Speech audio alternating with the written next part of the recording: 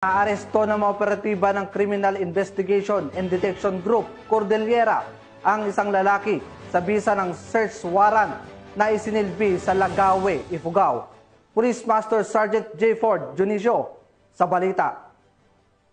Matagumpay na isinagawa ng pinagsanib na puwersa ng iba't ibang unit ng kapulisan ang Uplan Paglalansag Omega na kumpanya laban sa loose firearm ng Criminal Investigation and Detection Group sa bayan ng Lagawi, Ifugao nito lamang Setyembre 9 taong kasalukuyan.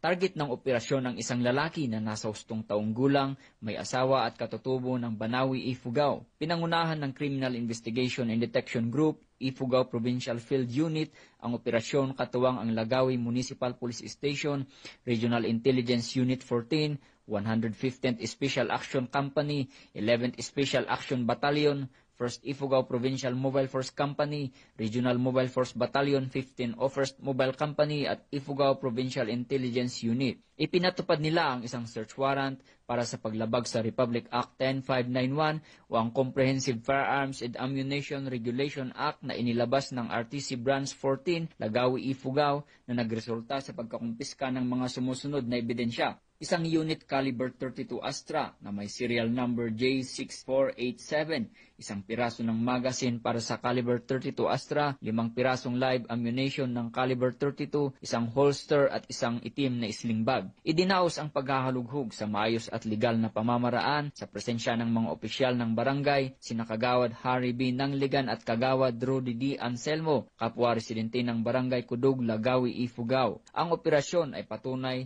ng pagpapatuloy ng kampanya ng kapulisan laban sa iligal na armas bilang bahagi ng mas pinaigting na kampanya para sa seguridad at kaayusan sa buong lalawigan ng Ifugao. Mula dito sa Police Regional Office Cordillera, home of the most disciplined cops, ako ang inyong PNN correspondent, Police Master Sergeant J. Ford Junicio, alagad ng batas, tagataguyod ng Balitang Pulis.